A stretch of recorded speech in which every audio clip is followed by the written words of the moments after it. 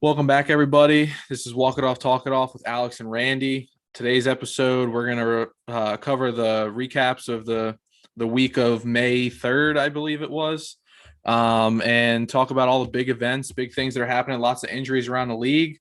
Let's talk it off. Let's get into it. Can't you see? Sometimes your words just hypnotize me, and I just love your flashy ways. Guess that's why they broke in your soul. What's going on, everyone? Welcome to another episode of Walk It Off, Talk It Off. Thank you guys for tuning in. We got an action-packed episode coming your way this week. Really excited to get into it. Alex, how the hell you been, buddy? Not bad, man. Not bad. I'm actually different setting this week. I'm in the process of moving back home, living with my parents. Left my previous job, and now I'm back. Moving back home, trying to search for something that has been more baseball related, things like that. So, sometimes life happens, but I'm happy to be here, happy to be back, happy to talk it off. Yeah, I'm also coming from a different setting. I am currently at shout out my girlfriend Haley Murphy. Currently at her aunt and uncle's house. They were nice enough to let me stay over, and she's dog sitting for them. So just been doing that, playing with the pups. Can never go wrong. Big animal lovers over here. Absolutely. Absolutely love the steroid saved baseball sweatshirt. Yeah, dude, this the new merch right here. Not our merch, but this is what new to me. I'm a big fan of it. I like stirring the pot. So, if any of you guys have comments on that, let us know on Instagram, Twitter, YouTube comments, whatever. Let us know if you think that steroids saved baseball, because we both do. So, I know you're a big Barry Bonds guy. Oh yeah. Hall of Famer should be. Yeah, for sure. I'm a big Mark McGwire guy. He was my guy growing up. Don't agree with everything, but yeah, steroids save baseball. Yeah, definitely. Shout out Roger Clemens too. But yeah, a lot to get into this week. It seemed like this week flew by, but there was a couple good series going on. Yanks kind of got back on track, and then last night kind of fell off track. Hit a couple road bumps. We'll talk about them later in the episode. We'll have that Yankees only segment, so we'll put that in the timestamp. So for those of you who are diehard Yankee fans and everything and want to hear what we have to say about the Yanks, we'll put what time that starts at. You could listen to the whole thing, skip ahead, whatever. Yeah, and continue giving feedback, guys. We love hearing it. So far, we've heard a lot of good criticism, and for the most part, a lot of love, a lot of stuff that puts a smile on our face, and a lot of good vibes sent our way. I think we've heard a lot of good things. We've heard some things that we want to build off of, and keep it coming. Yeah, definitely. We're gonna try and keep the recaps a little shorter, so that way we can have more dialogue between the two of us. But if we want to get started, I can hop into the early game series, starting off with the NL. If we want to hop into that. Yeah, we can do that. Hop into it. Starting off with the National League. Brewers, Phillies. Phillies sweep the struggling Brew Crew. Yelich goes back on the IL the day after he came off of it. Corbin Burns is still out. We don't know when he's coming back. The Brewers have really kind of fallen off lately with those injuries. But Zach Wheeler throws a CG shut piece in Game 4 to complete the sweep. Wheeling and dealing, the Phillies keep rolling. On to another sweep, Dodgers-Cubs. Cubs take all three against the Dodgers, walking it off in the final two games, giving us something else to talk about. The Dodgers have now lost 14 of their last 18 games after starting the season 13-2. That makes me, go back to last week. Are the Dodgers dead again? After I said that, they exploded for 16 runs against the Brew Crew, but, now they're not doing too hot. And I believe they lost again last night. You'll get into that. And should the Cubs be sellers or buyers at the deadline? Are they for real? We're still figuring that out. Mets and Cardinals split a 4-game set. Sloppy baseball by the Mets early on. But games 3 and 4, they take the W. Jacob deGrom misses a start, though. That's not good. Got to keep an eye on that. We'll talk about that later. However, with the Brewers getting swept, the Cardinals taking 2 out of 4. The Cardinals jump into first place in the NL Central. Giants, Rockies. Giants put up 10 runs in the first inning of game 1 of this one. But then the Rockies bounce back, take game 2 and 3, win the series. However, the Giants are still in first place, so we'll talk later if they're for real or not, our thoughts on that. Pirates-Padres. The Padres sweep the Pirates regardless of Pirates' strong pitching. Total of 11 runs only scored by both teams that series. The D-backs coming back down to earth, swept by the Marlins. Strong pitching from the Marlins helps propel them to win the series. They are no more the bottom feeders. Braves Nationals, the Bravos hit 2 grand slams in 2 games. One was by a pitcher. Huascar Ynoa is shoving on the mound and mashing at the dish. I know Randy will want to get into that later. We'll talk more about that. They sweep the Nationals, but does this really mean that the Braves are back? We'll have to talk about that. Moving on to the AL, Rangers Twins. Rangers take 2 out of 3 from the Twins as their struggles continue. And to make matters worse, Byron Buxton goes to the IL with the hip strain. A grade 2 hip strain. I'm no physical therapist or athletic trainer, but I believe the grading scale is out of 3. So hopefully he comes back soon. Indians Royals. Randy, we were talking about this before we hopped on here. The Indians sweep the no longer in first place Royals. The Royals fall to 3rd in the division. Indians bats finally match their starters and what their starters and bullpen can do. Angel Hernandez still stinks at umpiring. Tristan McKenzie is legit, and Shane Bieber is still Shane Bieber, in case you were wondering about that. But yeah, Angel Hernandez, absolutely brutal. Rays Angels. This was my series to watch this week. The Rays ended up sweeping the Angels. Glasnow is the only Rays starter to give up an earned run in the series. So that's not something you would expect to see. Ohtani still hits, Mike Trout still hits, but it really doesn't matter. And the biggest news from this series is that the Angels released Albert Pujols.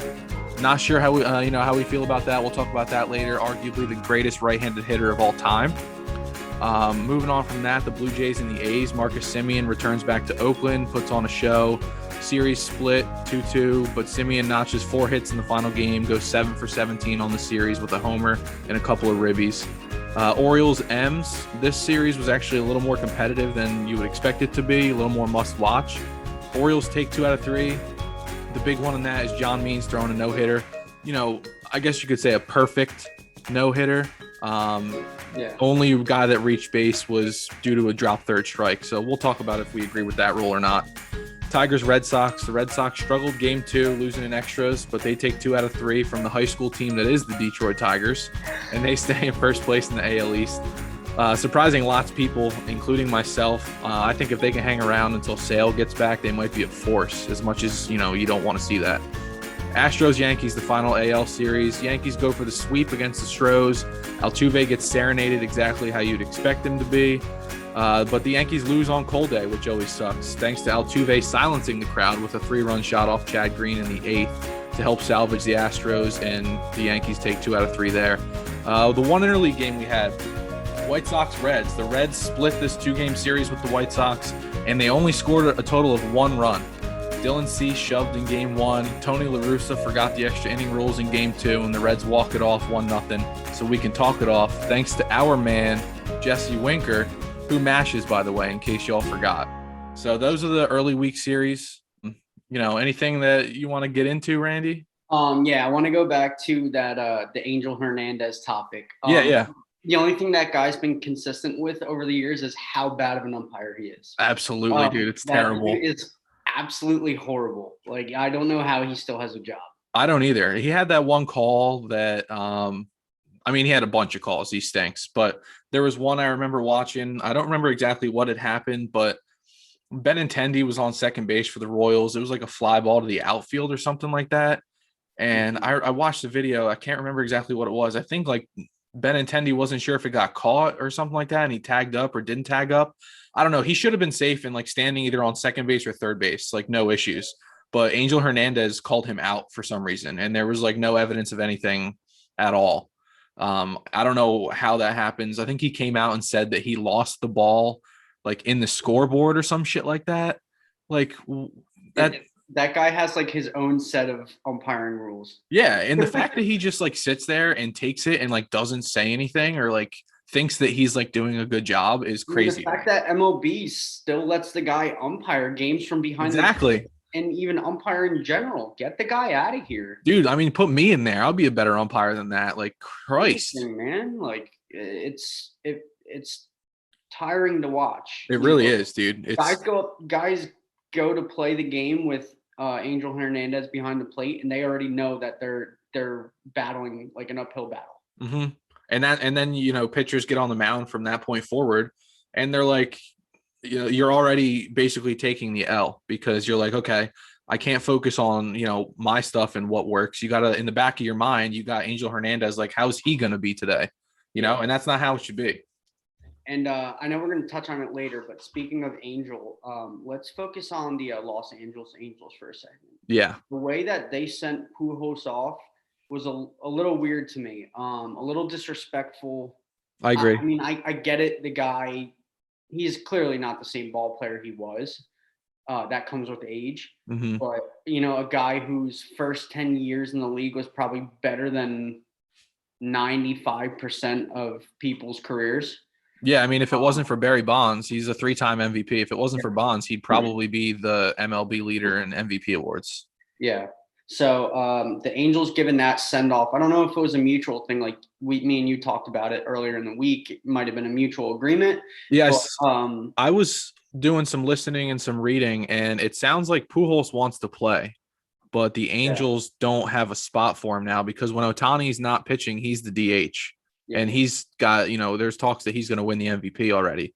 And then you got Jared Walsh, who is emerging out of nowhere. The dude's hitting like 330 plus. Like, he's not going to go anywhere. So, it's going to be tough. It was clear that, he wasn't going to get a lot of at-bats, but still, it's Pujols. It's a legend to the game. Yeah, it still hurt me. And I saw Mike Trout came out and said that when he basically broke down. Yeah. When he heard the news and said that it really stunk because Pujols has been there the entire time that Trout's been in the MLB. I mean, it's a guy that kids from. I mean, we were born in '96, and Pujols is a guy we looked up to growing up. Yeah, for kids from our generation and kids from this generation, it's a guy that both eras can look up to. Yeah, and I mean, and you got to think. I'm sure he's played a role in how good Mike Trout is. I'm not saying give Pujols the credit for him. But like when you have a guy like Albert Pujols with the track record that he has, it's like the young guys that are on the Tigers right now, or like what JD Martinez did when he was with the Tigers. He learned from Miguel Cabrera, who arguably the second best, right-handed hitter of all time behind Albert Pujols. Right. But, we can talk a little bit more of that later if we want, like on the long-term contracts. But, I did look at the splits, and I was talking to my brother about this too. He's the one who brought it to my attention. Pujols, as soon as he left St. Louis, was like, I don't want to say bad because he wasn't bad, but he was absolutely nowhere near what he was his first 11 years in the league with St. Louis. Right. His first year, I think, with the Angels, he hit 285, and he never hit, like, that was the highest he hit with the Angels. Right. I mean, the dude, I think the stats were career with the Cardinals, he hit like I have it right here. I mean, like I said, his first 10 years are probably better than most people's whole careers. Exactly. He hit 328 in St. Louis for a career in 11 years, and he's hit 256 with the Angels. I mean, that's average. I know people are like, oh, average is dying off, blah, blah, blah. That's stupid stuff. I don't agree with that, but that's almost like that's close to, like, it's not that close, but like you could argue it's close to 100 points lower. Yeah. Like, that's insane. Yeah. So I hope he gets a proper send off.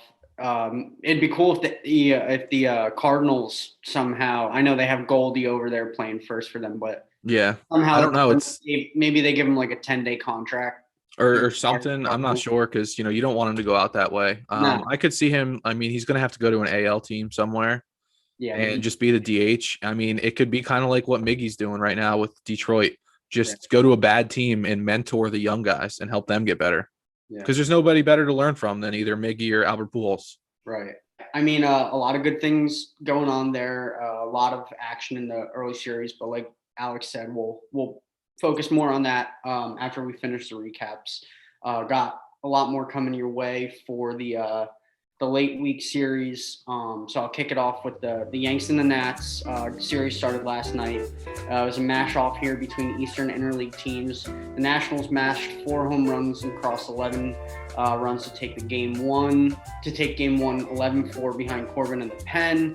Yankees fell apart. Nats took advantage of it. That's 2 games in a row that the Yankees pen has given up the lead, and hopefully they can snap back and maybe catch the last 2 games in the series.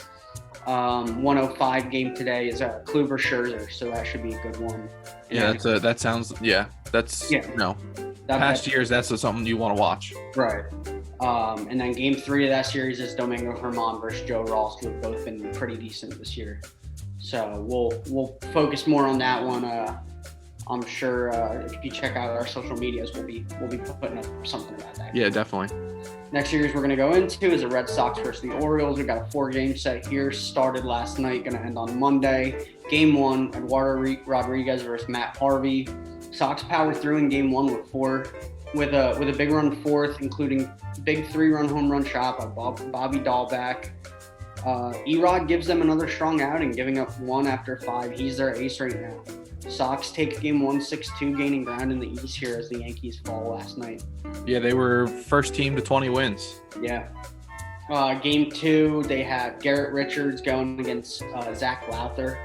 And then game 3, Nick Pivetta versus Dean Kramer. Game 4, Martin Perez versus Jorge Lopez. And looks like the Sox, are, like you said, are a threat. And when they get Sale back, they're only going to get better. So. Yeah, their job is to just stay relevant until Chris Sale comes back. Right. We'll see if they can continue their reign. Next series I'm going to go into is the Blue Jays and the Astros 3-game set. Game 1, Jose Urquidy, who's been dealing this year, versus Ross Strickland. It was a slugfest here as both teams combined for 5 home runs, but it was the Astros bats who put up 10 runs behind Urquidy, who went 7 strong, giving up 4 hits and 2 runs. Getting the W here. They take game 1 10-4. They got a good matchup. In game 2 is Christian Javier versus Steven Matz.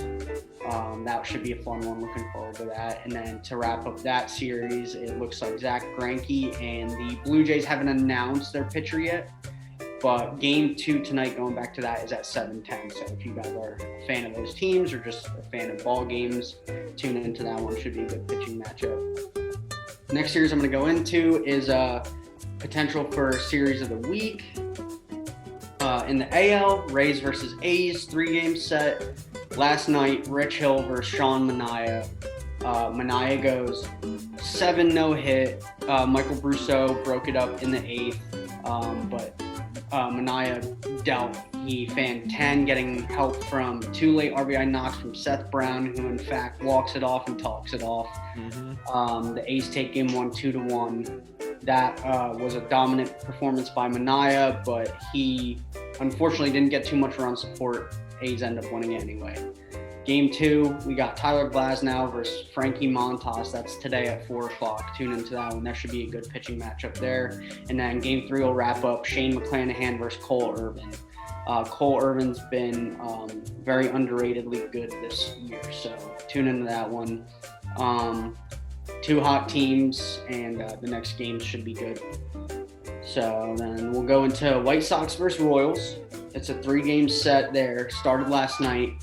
The White Sox guy right now is on the mound last night, Carlos Rodon versus Mitch Keller. This one was all Rodon and co. Rodon picking up his 5th win on the year, only behind Jack Flaherty in that category. He goes 6 innings, only giving up 5 hits, no earned runs, and 8 Ks, bringing his ERA to a .58 on the season. Absolutely dominant. Oh, yeah. White Sox pick up 3 runs in the matchup on a home run by Zach Collins, as well as RBI knocks from Eaton and reigning AL MVP Jose Abreu. Final score is 3-0. White Sox take game 1. And it's going to be a tough task for the struggling Royals right now, as they got Lance Lynn in game 2 and then Lucas Giolito in game 3 to even out the series. So they got the White Sox big guns in this one. So this will be a series we look out for a potential sweep. Lance Lynn, first game off the IL, right? Yes, I believe so. Yeah, he'll be going up against Daniel Lynch, who I don't know much about, but he has 1 career start under his belt. Lynch? Yeah, and it was a couple of days. It was last week sometime. I Okay. picked him up in one of my random fantasy leagues to see if he would give me points. He only got me 3, so he didn't do too hot. Yeah, so White Sox look to remain on top there. Look out for the sweep in that one. That'd be back-to-back sweeps for the Royals, or against the Royals. Yeah. Next series we go into is a AL Central matchup. That's the Twins and the Tigers, 3-game set. Last night, the Twins started off with a 7-3 win. They came up swinging in this one. 2 long balls off the rookie Tarek Skubal and 3 total home runs in the game, exploding for 4 runs between the last 4 innings of the game. Matt Schumacher gave them just enough for the win, striking out 5 over 5 innings and getting his second on the season. Twins take the game 7-3.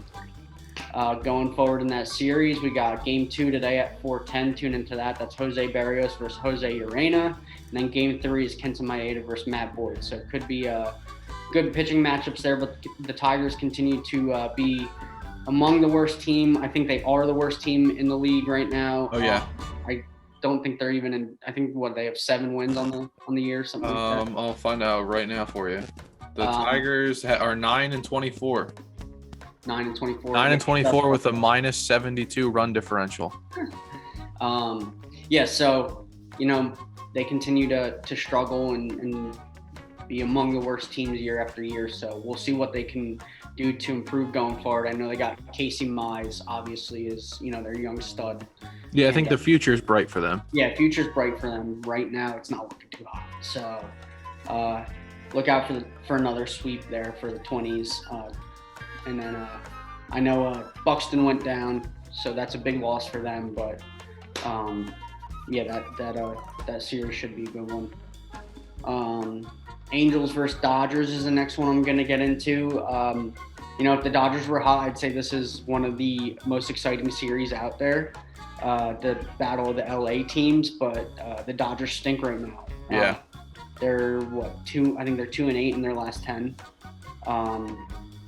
And I would love to see the Angels get to the playoffs now, see Trout in the playoffs. But Game 1 started off good pitching matchup between Griffin Canning and Julio Urias.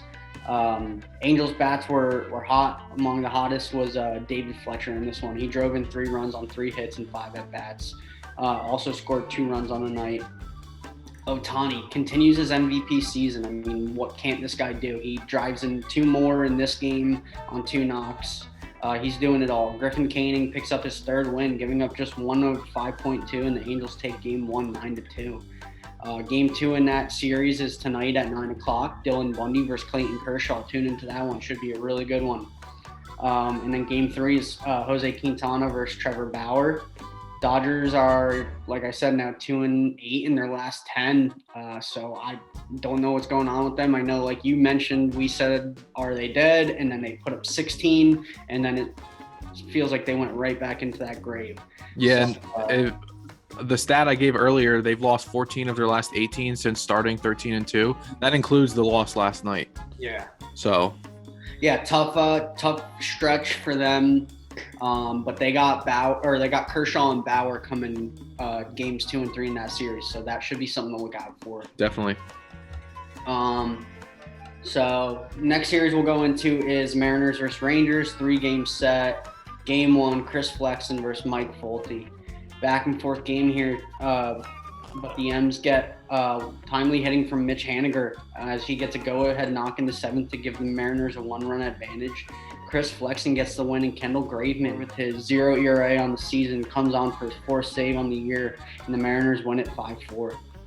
Game 2 of that series, it looks like the Mariners have not released who's starting yet, but he's going to be, whoever they throw out there is going to be facing Kohei Arihara, who's fallen off of late after a strong start. And then Game 3 is going to be Justice Sheffield versus Dane Dunning, so a battle of 2 young arms there. And my highlight there, do the Mariners still have a chance to make the playoffs, maybe a wild card?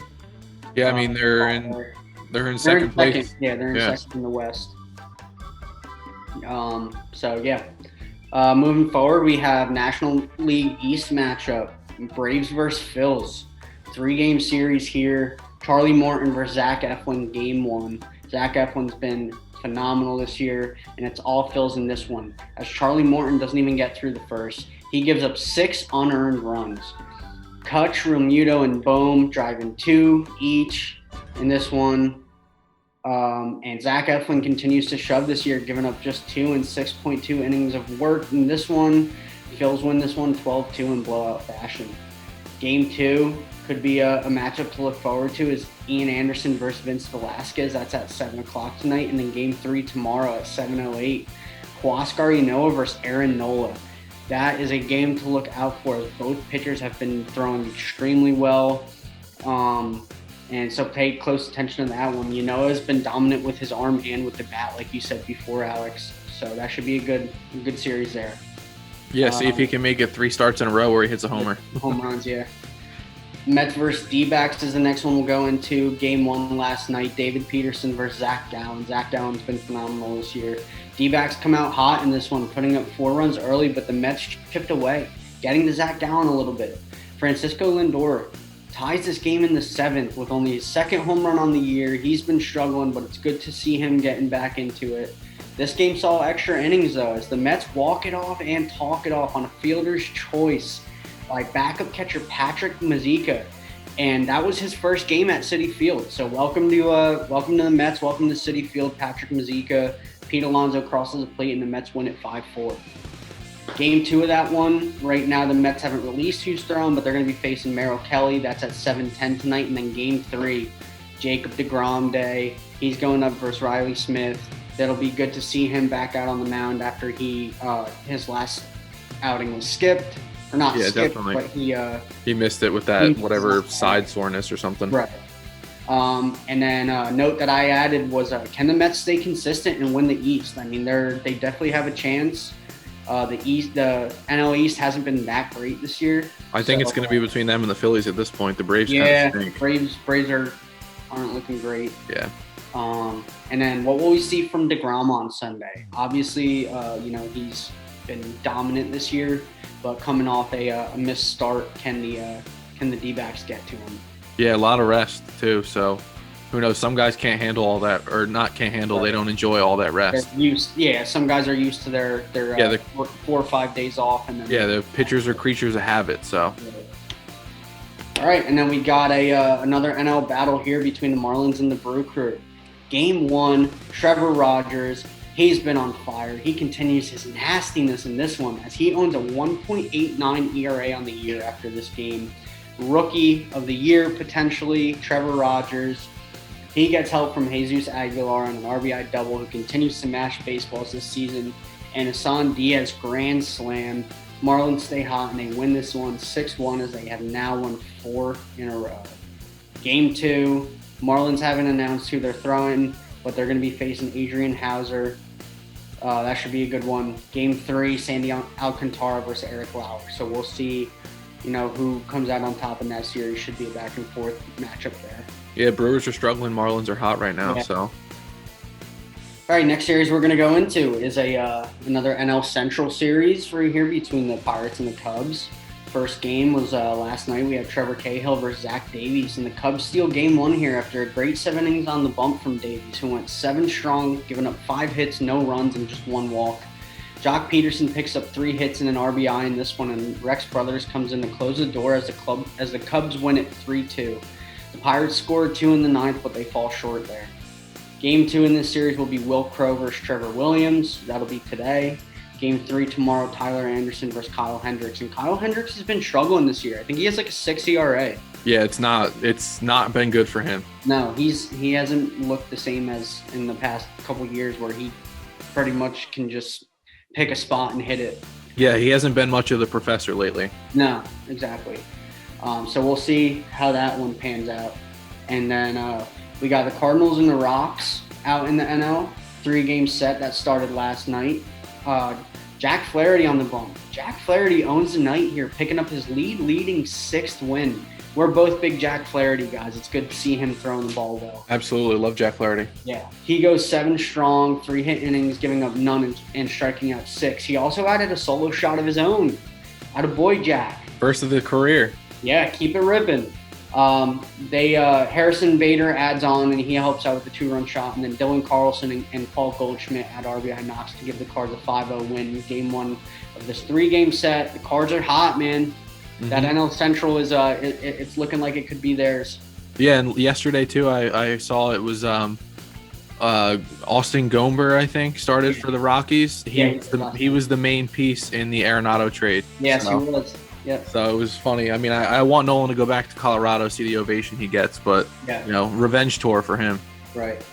And note I added there is are the Cards lined up to sweep that game, as they have Carlos Martinez going against Chichi Gonzalez in Game 2, and then Adam Wainwright versus Yermin Marquez in Game 3. So they got 2 guys that have been throwing well coming up in this series. So both of those games will be at 2:15 today and tomorrow. So tune in for that series.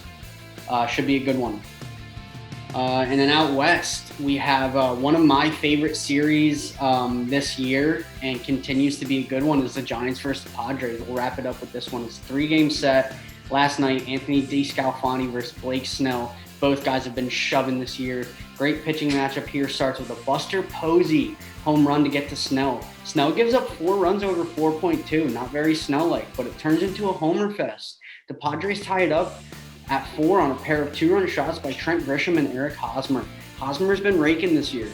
Getting late in the game, however, the Giants come up big late as Austin Slater hits a solo shot to make it 5-4 in the 7th. Will the Giants steal the deal? Yes, they will. Tyler Rogers and Jake McGee combined for 2 scoreless innings to seal the game, and the Giants take it 5-4. Going forward in that series, we have a fantastic pitching matchup in Game 2 between Kevin Gausman and Joe Musgrove, who are both rocking a sub-3 ERA there. That should be a really good one. Game 3, the Padres haven't announced who's coming out there yet for them on the bump, but they're going to be facing Johnny Cueto. So that could be anyone's series. If the Giants take Game 2, I think they have momentum and they could go for a sweep there. Yeah, definitely. One thing I noted here is another week of the NL Series of the Week between these 2 teams. They won it last week, and are the Giants the real deal? Between, I think it was like the Mariners, the Royals, and the Giants were the 3 teams that no one expected to be at the top. I think the Giants are the only ones remaining at the top of their division. Yeah. So. Yeah, they are. Yeah, I think the Giants are for real. I think maybe they could sneak that wild card spot in there. So we'll see. I don't know. I have to disagree with that. I don't think that the Giants are for real. I think they're going to fall off eventually. I think that the season will level itself out. The Dodgers will be normal again. The Padres will be fine. I just don't think that. I think the Giants are going to end up being sellers at the deadline. They're going to sell a lot of their guys that are having hot seasons. Yeah. You could. I think you could see like a Gausman getting sold out. Like a Brandon Belt maybe. Yeah, I don't know how long DeSclafani's contract is, but if he keeps throwing pretty well, he could be another one. Cueto, Alex Wood. Yeah, exactly. So I think that they could. That's the thing though. I mean, their staff right now at the top is DeSclafani, Gausman, Wood, Cueto, and then like Logan Webb. Those are 5 dudes that they're not like big names out there. You know what I'm saying? Like you don't hear teams like, oh, we need to make a trade at the deadline. Let's go grab Anthony DeSclafani. Yeah. I think what it is that they're just in the right system right now, and they're somehow just going out there and shoving, and they're getting it backed up with the bats, but they're doing it all. The Giants right now, so they're a fun team to watch. I would love for them to stay hot, man. Yeah, I mean, I think it'd be cool. I just don't think that they will. I think they'll fall off sooner rather than later, and come deadline time. I think the Dodgers will eventually figure it out. I know we keep saying that, but it's still early in the season. It's like they're too good not to, and that's kind of how I felt. Transitioning into this, that's kind of how I felt about Francisco Lindor. He finally broke an 0 for 26 slide. With a single against the Cardinals. I think he broke that Thursday, and then he homered last night. So that could be his coming out party now. I mean, he's just the Dodgers, Francisco Lindor, they're just too good not to be good. I mean, you saw I know we talk a lot about the Yankees, but you saw like Stanton started the season like batting like 157. Now the guy's got like an 11-game hitting streak. Yeah. And I mean, and there's a reason he has an MVP in the bag. Yeah. You know, there's a reason Francisco Lindor signed a contract for $341 million. I mean, he's the best shortstop in the league. Like, you know, I hope this is his coming out party. And I'm not just saying that because he's my starting shortstop on my fantasy team. You know, I love Francisco Lindor. So, you know, Mr. Smile. Yeah. And then did you see that stuff that everybody was saying, you know, him and McNeil fought in the tunnel or something? Yeah, I actually have that written down here. Him and McNeil, I guess they got in a heated argument, and then after the game, Lindor said that he thought he saw a rat in the tunnel, and McNeil thought it was a raccoon, so they were discussing that. Obviously, I think that's Lindor just, you know, being funny. But. Yeah, I don't know. I mean, at first I was like, I don't believe that, you know, because I'm used to just like them hiding that stuff. Like that's how you do it, you know. Right. But I was talking with somebody else, and they mentioned like, you know, if you watch the clip, you know, people went down into the dugout, but nobody looked like very concerned. Right. You know, and like I watched it again closer, and I saw Michael Conforto. He was one of the first ones that ran down there. Conforto and Smith. Yeah, they sprinted down there, but Conforto came right back up like very shortly after. Yeah. So I think and he didn't look concerned or anything. He was like, okay, whatever. So I think, you know, I think that's probably what it was. Yeah. I mean, regardless if it was, you know, an argument or whatever, McNeil and Lindor are both true professionals. So I really think they'll be able to put anything past them. But I don't. And whatever it was, Francisco Lindor came up, you know, the next half inning and hit a homer. Yeah. To tie the game. So whatever. Find more rats or raccoons in the clubhouse. Yeah, whatever the hell it is. That's going to help you guys get a win. Exactly. Exactly. So one thing I wanted to touch on here, he's throwing today. That's Corey Kluber. He earned AL Pitcher of the Week award. Shout out Clue. He's a guy who hasn't really thrown in 2 years coming into this season. Mm-hmm. And he went into the season with like a 6 ERA after 2 or 3 starts, and we all kind of doubted him. And recently he's just locked in, and he's been Kluber of late. Yeah. Of old times. So yeah, and he's you know, I never knew this, but he's a slow starter. Yeah. The 2 months, his ERA is worst in the first 2 months of the season. April is terrible. It's like in the 4s. Yeah. May, it's a little lower than that, but then every other one I think is like a sub 3. So he's June, July, August, September kind of guy. Yeah. And then, I'll give Garrett Cole a shout out there too, as he wins AL Pitcher of the Month.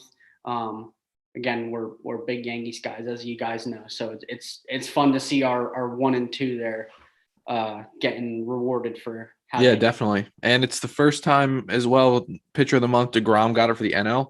First time that, you know, the Yankees and the Mets had pitchers win Pitcher of the Month in the same month. Nice. So that's just a random. I didn't know that. Yeah, it's just a, you know, useless stat of the day for everybody out there. We'll get into some injuries here. Unfortunately, we have a lot of big ones that came this week. Yeah, sadly, Dustin May. Yeah. You know, that hurts. He's originally said it was just something, you know, in the arm, but you know, elbow was involved, so everybody, you know, assumed the worst, and it was the worst. He has to get Tommy John, so he'll be out probably at least a calendar year, not just a season, a calendar year. So I wouldn't expect to see him back maybe until May or June of next season at the earliest. I feel like every time someone gets Tommy John like mid or early season, it's always like the following June, July they return. Yeah, like Severino coming back in July. Yeah, so we might not see Dustin May again until like the All-Star break next year. Yeah, and then with the Dodgers struggling, does that hurt them a lot? See, the thing is, I don't think it does. I mean, I know they're struggling now, but imagine, I think. You know, I don't want to steal anybody's words. I think Jared Carrabis tweeted this. Imagine, you know, losing, you know, one of your better pitchers and still having Clayton Kershaw, Trevor Bauer, Walker Buehler, and David Price on deck.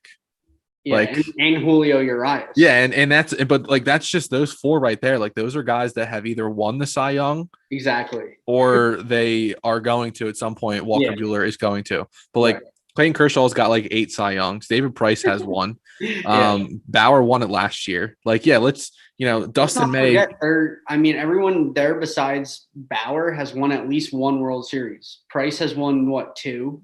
Yeah, Red He won Sox one and with then the Red last year. Yeah, Red Sox. Sox and last year. So like they're guys that, forget regular season. They're guys that have been there in the postseason. I mean, you've seen the Dodgers the past couple of years have pretty much made the World Series every year. Yeah, I mean, and David Price was coming out of the bullpen. I don't know if he's going to be a starter now, or if because like that's 4, and then you got Julio, Arias would be 5. I don't know how they're going to go about that, but I mean, they're the definition of like having shooters on deck. Like I texted you earlier in the week. I said it don't matter if you lose one when you have 4 number 1 pitchers on deck. Exactly. You take literally their entire rotation, they could be the number one for on at least 25 of the 30 teams. Yeah. So so Dustin May, we'll send our sorries out to you. Yeah, speedy recovery, man. Love watching him pitch, dude. Yeah, hopefully he bounces back better than ever. He's a live arm. He's fun to watch. Another young guy who's exciting to watch that went down this week was Luis Robert. Mm-hmm. What was it? It was he had a torn hip flexor. Yeah, right? torn hip flexor. So he's out, I think, at least 3 to 4 months. Yeah. So and that's a big one because they're already missing Jimenez. Yeah.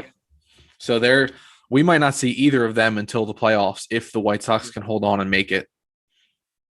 So that's tough. That's tough for them. But I mean, with their starting rotation, I think that they might be okay. And you still got TA, who's a stud. You got Yohan Moncada, who's a stud. Reigning AL MVP Jose Abreu. Mercedes is lighting the world on fire. I mean, Yasmani Grandal isn't bad. He's notoriously a top 3 catcher in the game. Right. They have. I think they're deep enough to continue, and I think it helps that that Central Division hasn't really been like super flattering. So I really think that they're only going to have to worry about the Indians, and if they can hit the Indians pitching, then I think they'll be fine. And I think with Rodon coming on this year as what seems to be Cy Young stuff. Yeah, I think that their pitching is good enough to keep them in ball games. Yeah, definitely. And then, going off of that in the AL Central with Buxton, his injury, don't know how long he's going to be out. Yeah. So, and the Twins are already playing pretty poorly. Right. And they lost Buxton and they lost new rookie Alex, what is his last name? Kirilloff or something like that? Kirilloff, yeah. They lost him too. He's supposed to be, solid. He just got called up last week? Yeah, a couple weeks ago at most. So he's supposed to be solid. So and Byron Buxton, I think this hurts his MVP chances too, because he's going to be out for a little bit unless he comes back and continues doing what he was doing. So it makes up for the fact that he missed some time. Yeah. But I don't know how long he's going to be out for. I haven't really read anything about it. I just saw it yesterday. So I think that the White Sox with the Robert injury will be able to hold on if they can hit the Indians pitching, because the Twins losing Buxton does not help them at all because they've already been pretty terrible. Right. I hate to say it, but terrible to start the year. So speedy recovery to those guys, Robert, Bucks, Kirilloff. It's fun watching, those young, exciting, and high energy guys play. Yeah, dude, I don't know who it was, but somebody cursed baseball, and I'm not cool with that. Yeah. Like we get the Dustin May and Luis Robert injury news in the same night, and then less than 24 hours later, Jacob deGrom has to miss a start. Luckily, he's supposed to pitch Sunday. And I think didn't they come out like Ohtani missed the game or something? Ohtani didn't miss his start, but he pitched the next day instead, I think, or something like that. So it was our guy Rougned Odor went down on the 10-day IL with a knee sprain. That was terrible. He hyperextended his knee at home plate. Yeah, it didn't look fun. But it didn't look too pretty. No, and then we got Corbin Burns already on the IL. Don't know when he's don't know why or when he's coming back. Yeah. Hopefully soon.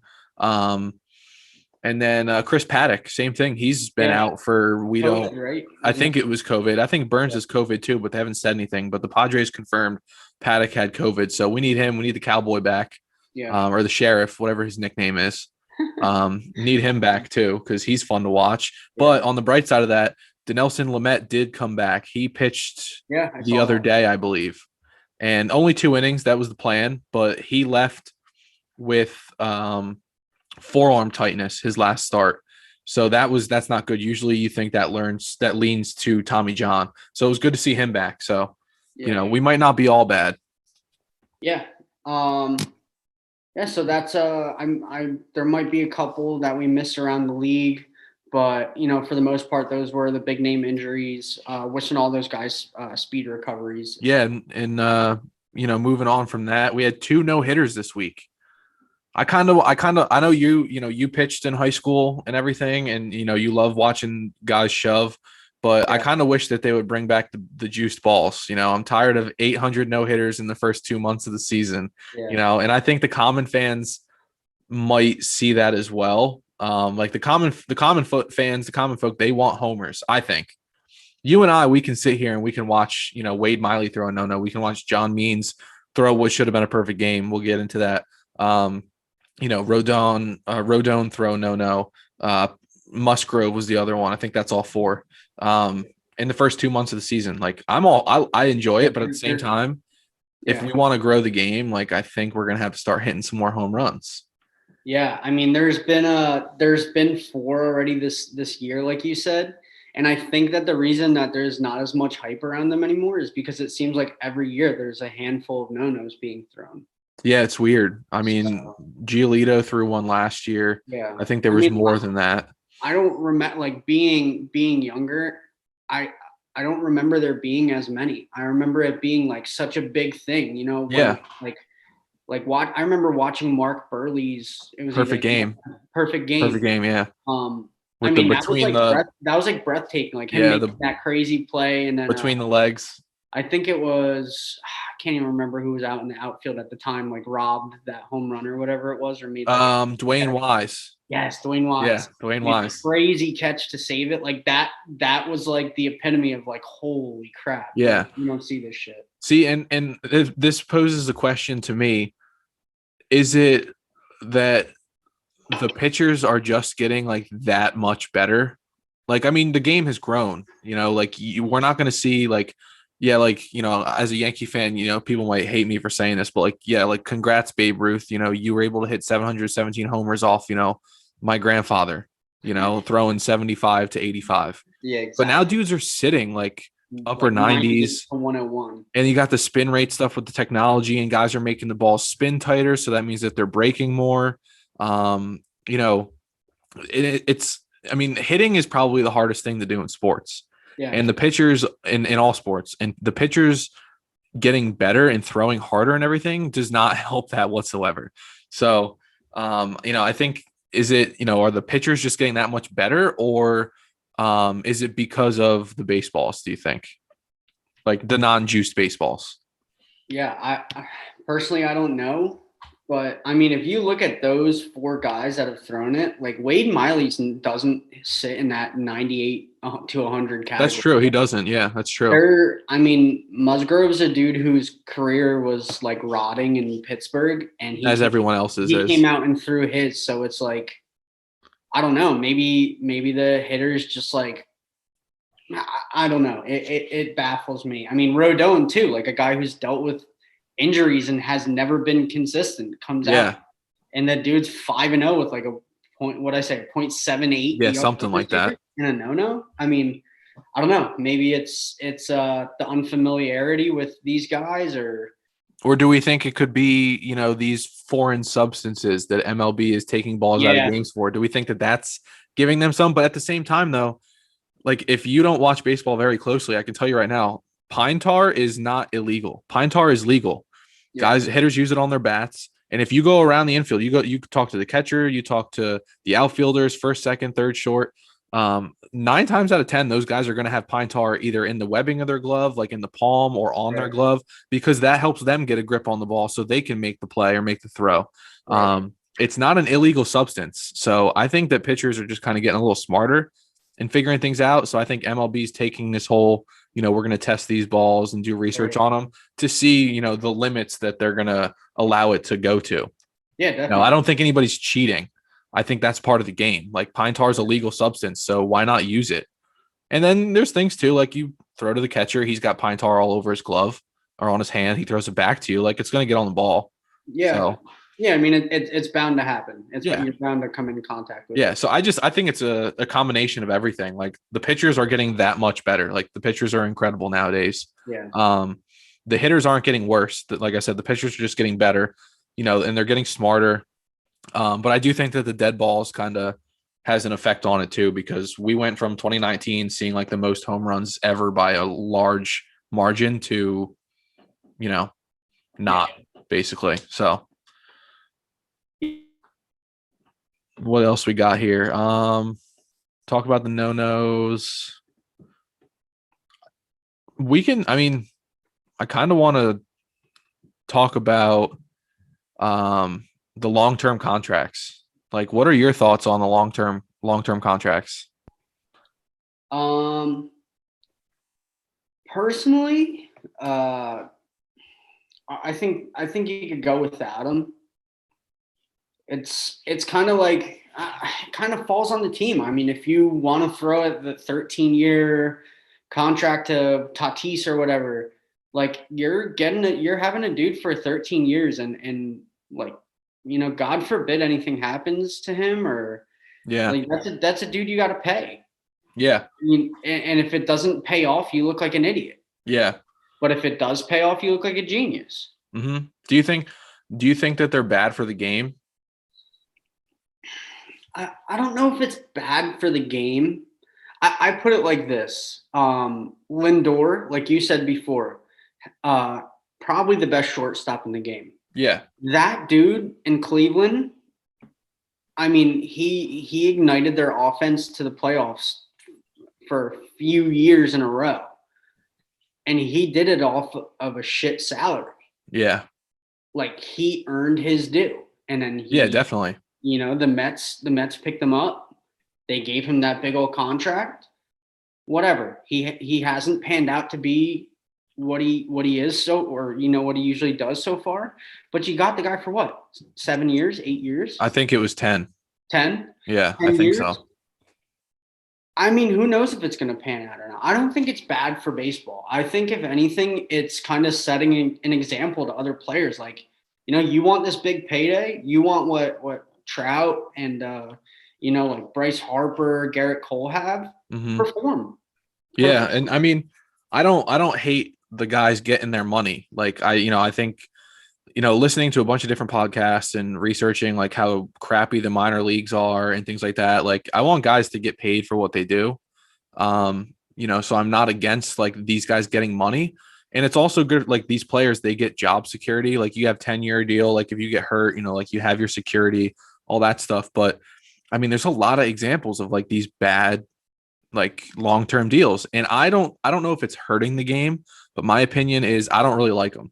I like what we had this offseason with Trevor Bauer being a free agent, talking and engaging with the fans.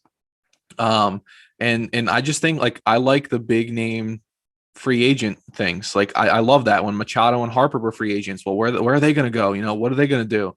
Bauer, same thing.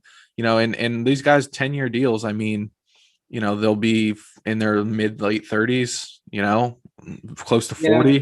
Nobody like you're not going to be good. Like Miguel Cabrera signed that 8-year, maybe 10. I don't know what the exact numbers were, but he hasn't been good. Yeah.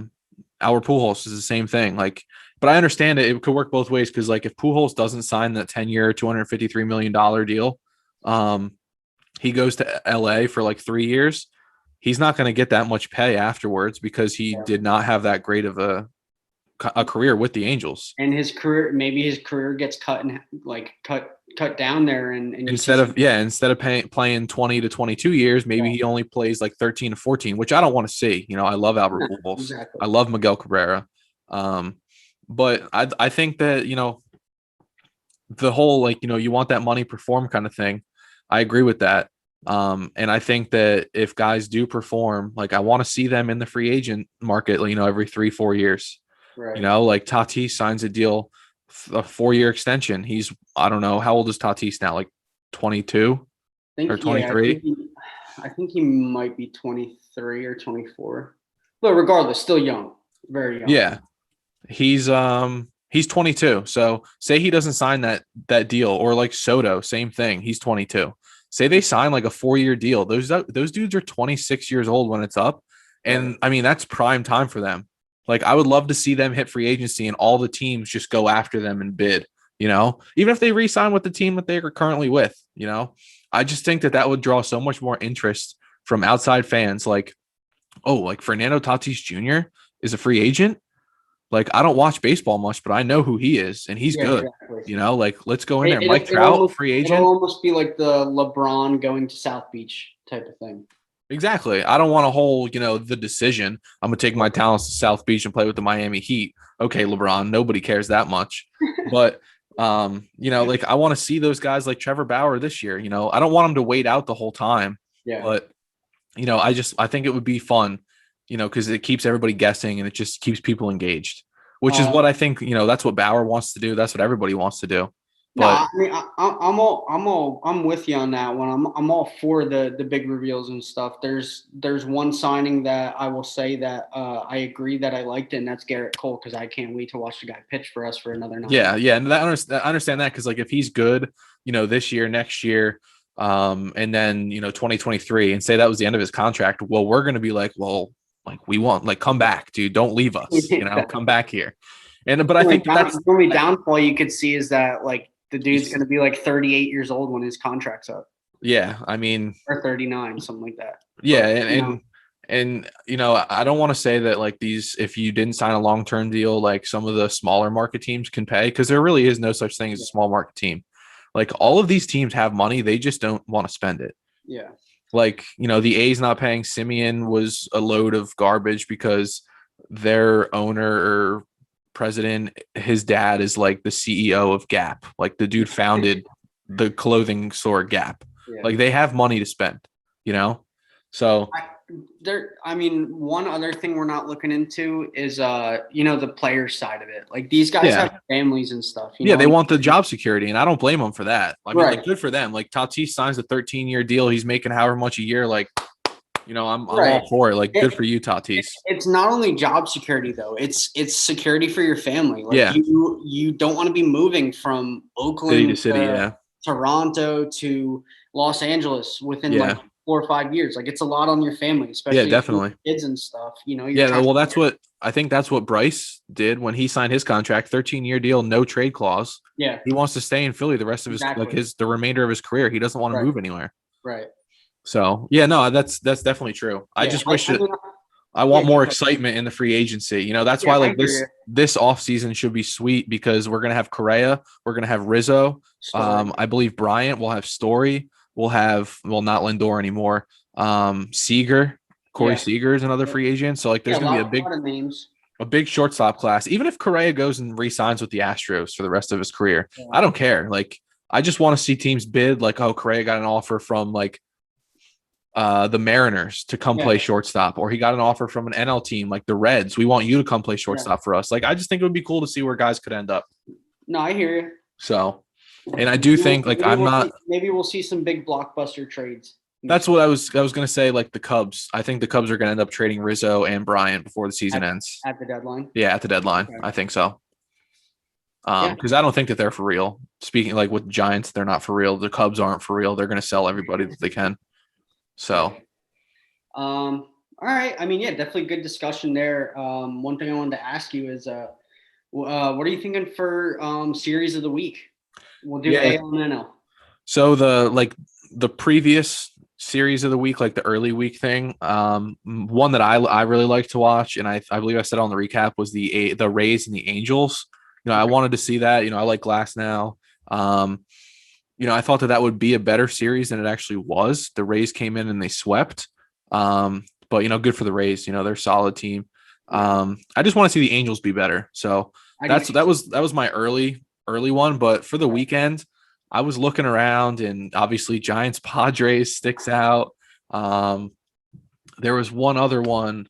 I can't remember it off the top of my head that I looked at that looked pretty good. For my early week, I'm gonna give it to the Yankees and the Stros. Yeah. Just because watching that game, or that series, it felt like with the intensity that the 10,000 fans at the stadium brought, it Yeah. felt like we were in October. Yeah, that's true. I was thinking about that too, but I don't know. I mean, Angels Dodgers is a good one. Yeah. Toronto Houston, that was the other one. Toronto and Houston, I think is I'm going to say is my series of the weekend, just to Okay. be different. You know, I the Padres Giants is going to be tremendous, but Yeah. I think Blue Jays Astros is going to be good too because the Astros are in third place right now. The Blue Jays are also in third place. I think maybe they jumped the Yankees. They're in second now. But I think that's going to be a good one too because the Blue Jays are a force. The Astros are good. So, and hopefully Bregman balls out so he can win AL MVP because I predicted that. So, yeah, like you said, you know, it'd be easy to point out the Giants versus the Padres, obviously, but one I'm going to go with is the Braves and Phils. I know it was game one was a blowout, 12-2 Phillies win, but the Braves have Ian Anderson game two, and he's been phenomenal. And then they got Huascar Ynoa, who's been absolutely like out of nowhere lights out. So game three is going to be a must watch. I think him versus Nola is going to be like it should be like playoff baseball there. Yeah, is that Sunday Night Baseball? It might be. I think it might. Yeah, it's 7:08 tomorrow night. Okay, so yes, it'll be Sunday Night Baseball. That's a good series for all the things that you'd mentioned. It's on ESPN, but I like and real Nola. quick, You know, it will be good. But tonight the Braves I think could have a chance to come back because Vince Velasquez is throwing and he's not good. Like he does not have good numbers career wise this year. Yeah. Nothing. He's not good for the Phillies. That could be a game that the Braves even it out. Yeah. And you know, game three could be that big game. But the Phils are hot. I think they won 5 in a row. Something like that. Yeah, they're playing real well. Yeah, they're hot. The Braves, they need to figure it out. So that's a good series.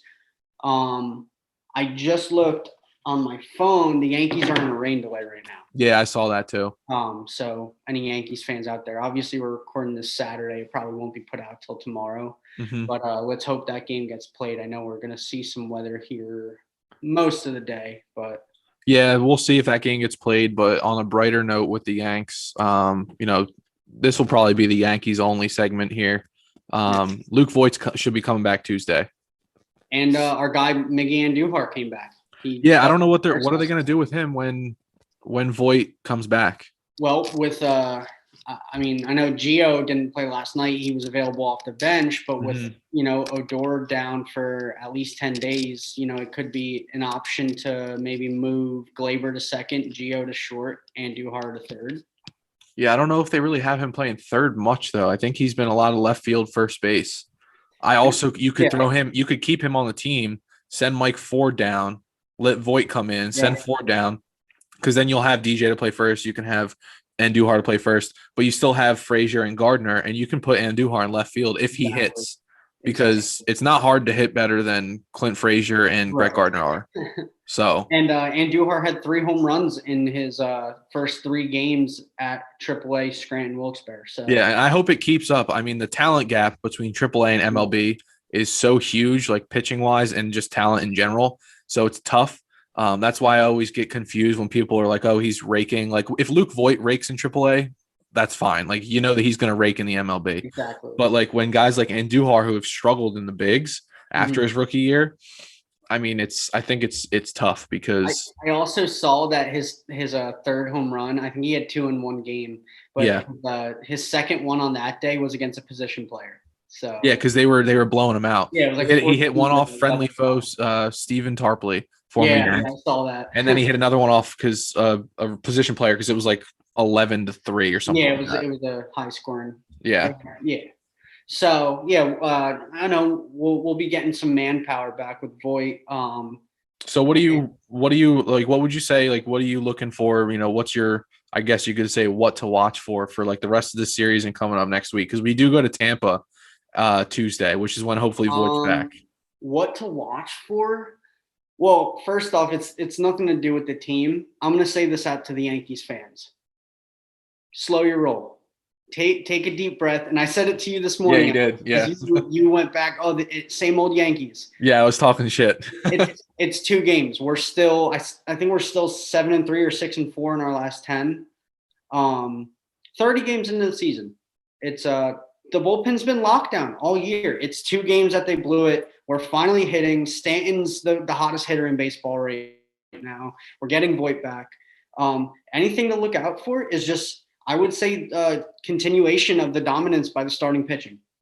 I think our starting pitching, I think our combined ERA is somewhere around like mid 3s, 4s, something like that. It's below 4. It's like low to mid 3s. Yeah. So just starting pitching, keep it up. Our bats look like they're finally coming alive. LeMahieu had 2 home runs last night. Yeah, need that. Don't let that guy get hot, because if that guy gets hot and you have Stanton hot right behind him, there's a lot of runs coming. Yeah, I know Stanton's been, hotter than hell recently, but I love 2-hole Stanton. Oh, it's great. I just keep him there for the rest of the year. I don't care if when you have Judge, who's been struggling. Judge, listen, it obviously you got to ridicule Judge. Everyone gets it. Judge can get it too. The guy went on a stretch where he was 0 for 11 and he had 9 Ks in those 11 at bats. Listen, it happens. It's baseball. You go into slumps. Judgy, figure it out. We need you. The only thing – go ahead. You're good. Go ahead. I was going to say, especially in that 3-hole with LeMahieu and Stanton getting hot, they're going to get on base for you. We need you to drive them in. Yeah, and the only thing that frustrates me with that too, or not the only thing, one other thing is, of course, Judge goes completely ice cold out of the blue, but also it happens right when Stanton is really kicking up and like getting real hot. Like, exactly. Why can't you both do this together? Like, Judge was good the whole month of April. Then May hit. He had a couple of good games against the Tigers. And then all of a sudden, Stanton like really kicks up and boom, Judge goes, 0 for 5 with 5 strikeouts. Yeah. Next 2 at-bats, the first 2 at-bats, the next game strikes out twice. And like you said, 0 for 11 with 9 Ks. So he just went like, it's like they timed it. He went completely ice cold right as Stanton was like getting his average above 300. Yeah. So, I mean, like, if those guys are hot, like, they don't even have to be hot. Like, they just have to be consistent. Right. Like, right. You're not, it's baseball. Like, being successful in baseball means you're failing. Like, 3 out of 10 times, that's a Hall of Fame batting average. Yeah. So, like, you don't have to be Stanton, who's hitting 500 with a 1 OPS or he was over his 12-game hit streak that was snapped last night. But, just give me something. Just hit the ball hard somewhere. That's all I care. That's all I want. That's the thing with guys like Judge, who, are top guys in the game. You don't just get hitting from them. You get, Judge is a top right fielder in the league. Like, that guy is so good defensively, and we don't point it out enough. So if he's not doing it with the bat, he's going to be doing it with his glove or his arm. And if you watch the game on Friday night, Judge had a bad error, but that was his first error since 2018. Yeah, exactly. That's 3 years ago. And I think yesterday I think he had like a really nice catch. It might have been in the Astros series, Game 3. Yeah, it might have been. I know Frazier had that diving catch yesterday that I don't really think he needed to dive for, but he caught it, so I don't really care. He never does, but as long as he comes up with it, that's fine. That's all I care about. Exactly. And then I'm a little nervous for that Rays series. Going to the Trop scares me. It scares the Yankees too, and I don't know why. Like, why can't you play at the Trop? It's no different. I hate how soft they get with the Trop. I'm sure I'm speaking for some other Yankees fans. Like, we get it. It's artificial turf. But, like, these dudes are professional athletes. They can play 3 days, 4 days in a row on artificial turf, especially because it's been updated. It's not the Astro turf that was there back when Nolan Ryan was pitching for the Astros. Right. Like, this is basically as good as grass is, but it's fake. Yeah. Like, they always try and outsmart the Rays. They try and outdo this, outdo that. They try and outraise the Rays. Like, you can't do that. Just be the Yankees. Yeah. So then, I mean, I'm scared for that one. But if we could take 1 of 3 there, we go into Baltimore and then we go into Texas. So those are 2 series we should win. Oh, we go to Texas. We're going down. Texas. Oh, that's cool. They play in the new ballpark. That's sweet. Yeah, new ballpark. And then we got the White Sox at home, which will be tough, but but it could be a good bounce back. I think we take one against the Rays there, and we'll still be in a good spot going. Yeah, that's true. You just gotta hope that the Red Sox start to lose. Yeah. Because I didn't like the Yankees went on that tear and they were only like a game above 500. Yeah. I mean, we lost two in a row, lost to the Stros, 16-15, lost last night, 16-16. So I don't know. It's still early. A lot of ball game. Yeah. And there's one shout out I wanted to give. Huge friend of the pod, a kid that I grew up 3 houses down the road from. Alex, you've known him for probably almost 10 years now. Played with him. He's one of our closest friends. That's Shane Fontana. He's down in High A, Aberdeen, Maryland, for the Aberdeen Ironbirds, which is an affiliate with the Baltimore Orioles. Shane, good luck to your season, man. He just started, I think May 1st was opening day, so yeah, we could go. Yeah, something like that. First week of May they started, and he's been off to a hot start. I know his first game he had like 3 walks, but he went like 1 for 1 with a single. So dude's a freak athlete. He's homegrown talent, and I hope he's got next. I got all the faith in the world that he's going to get up to the big leagues and he's going to do his thing.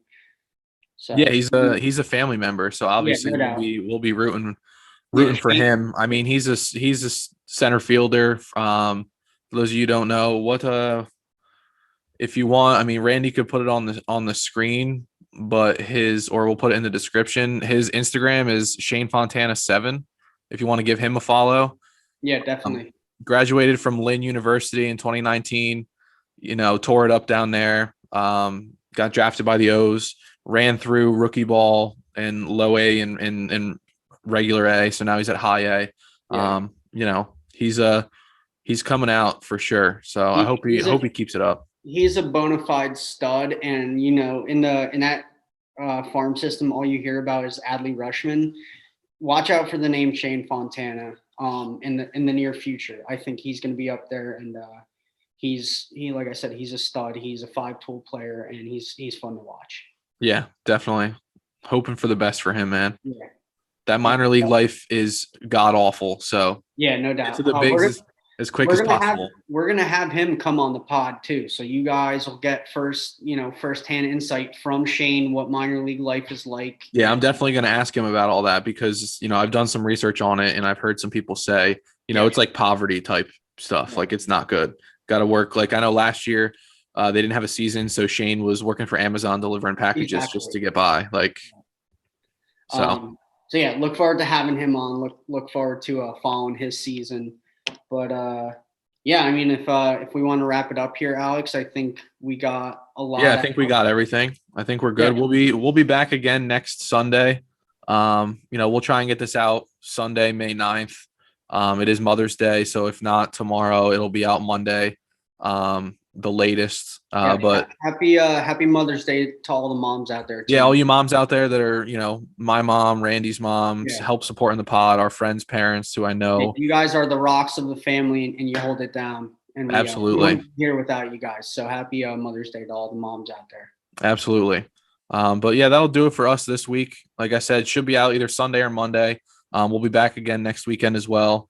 Once the summer kicks up, hopefully we'll be getting maybe 2 episodes a week. We can kind of break the recaps up, and have more discussion. And and sooner rather than later, we should be having some guests on here too. So that'll be a lot of fun. But thanks for listening. Thanks for watching on YouTube. If you're watching, we'll have all our social media in the description. Make sure you follow us on Instagram, subscribe to the YouTube page, throw us the likes, share it with your friends. We're on Spotify and pretty much every other platform except for Apple Podcasts right now. So, subscribe, share, comment, do whatever. We want to hear feedback. Yeah. Thanks, guys. Steroids save baseball. Don't forget it.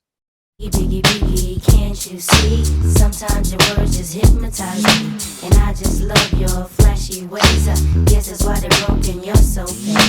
Biggie, biggie, biggie, can't you see? Sometimes your words just hypnotize me, and I just love your flashy ways. Guess that's why they're broken. You're so fake. I can feel you with